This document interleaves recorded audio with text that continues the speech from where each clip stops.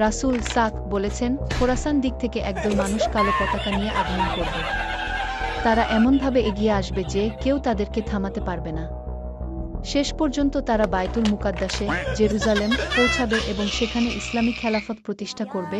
আরেকটি হাদিসে এসেছে, তোমরা যখন খোরাসান দিক থেকে কালো পতাকা আসতে দেখবে, তখন বরফের উপর হামাগুড়ি দিয়ে হলেও তাদের সঙ্গে যোগ দিও, কারণ তাদের মধ্যেই থাকবেন আল্লাহর খলিফা মাহদী।